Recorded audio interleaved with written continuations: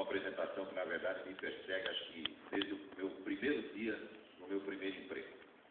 E a explicação é a seguinte: como todo mundo está vendo ali na tela, eu tenho um nome estranho. Meu nome é Max Gehringer. E durante, acho que todos os 30 anos que eu passei trabalhando em empresas, uma coisa muito comum que me acontecia era eu ser apresentado como uma pessoa aqui no Brasil. E assim que eu abria a boca e começava a falar, a pessoa regalava o olho e me dizia: o seu português é muito bom. E eu dizia: ainda bem que eu não sei falar nenhum outro. Se esse não for bom, eu estou perdido, né? Porque todo mundo sempre imaginou que com o nome que eu tenho, eu tinha obrigação de ser gringo. Então eu passei a minha vida explicando para todo mundo que muito pelo contrário, né? Eu sou brasileiro, já de tantas gerações que não me lembro, e eu devo o nome que eu tenho ao único alienígena que invadiu nossa família, que foi meu pai era suíço. E meu pai, com o método que o suíço tem de avaliar as coisas, meu pai sempre me falava: Max, é impressionante como o brasileiro tem essa capacidade de ficar explicando o que ninguém perguntou para ele, que é exatamente o que eu estou fazendo aqui.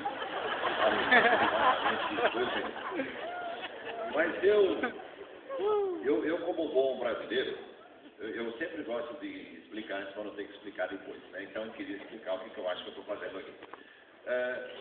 Se eu pudesse resumir a minha carreira, eu passei, eu não me lembro mais, mas acho que foram 32 ou 33 anos trabalhando em empresa. Se eu pudesse resumir a minha carreira, eu resumiria provavelmente numa única frase. Tem 3 coisas que eu tentei entender durante esses 30 anos e acho que o fato de eu ter conseguido razoavelmente entender as 3 fez com que eu tivesse uma vida corporativa muito bem sucedida. A primeira é entender quem manda. Isso garante um emprego. E eu me lembro, o pessoal da técnica, se vocês puderem, por gentileza, jogar a imagem aqui da tela do micro na tela grande, eu agradeço. Eu me lembro uma vez, estou falando a entender quem manda, eu lembro uma vez que a gente estava fazendo, acho que era uma grande convenção para vendedores, e eu cheguei para o meu presidente e falei: chefe, o senhor se incomodaria de abrir o evento, porque quando o presidente fala, dá aquela impressão que o evento é importante. E ele me falou: claro, com todo prazer, quanto tempo você quer que eu fale? Eu falei: nós estamos com a agenda muito apertada, chefe, dá para o senhor falar entre 5 e 7 minutos? Ele me disse: claro. E aí no dia ele foi, pegou o microfone, falou 5 minutos, 7, 10, 15, 20, 45, 1 hora, no fim ele falou 1 hora e 40 minutos. E eu falei para ele: chefe, se o senhor ia falar tudo isso, por que o senhor me perguntou antes quanto tempo podia falar? E ele me disse: para que você nunca mais esqueça quem é o presidente da empresa. E eu nunca mais esqueci, pelo resto da minha vida eu nunca mais esqueci. A segunda coisa importante, na verdade, é a razão de ser, né, desse grupo que está aqui hoje, é entender gente. Eu acho que as organizações, se a gente voltar no tempo da Mesopotâmia, né, e durante pelo menos ali uns 7.000 anos, tiveram uma enorme dificuldade para entender gente. E principalmente para entender que não existem 2 pessoas capazes de reagir exatamente do mesmo jeito a uma coisa que elas ouvem.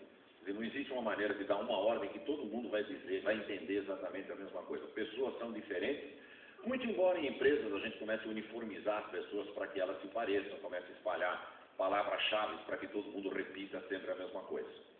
E a terceira coisa foi entender mudanças.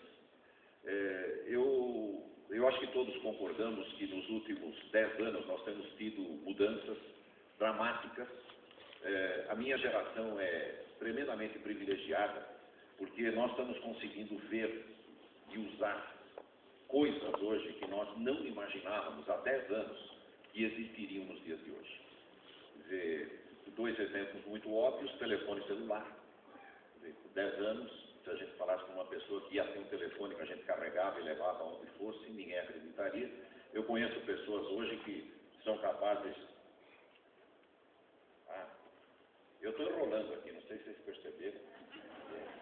Tem uma frase nessa hora que diz: a vida tem momentos e momentos, e este é um momento na vida.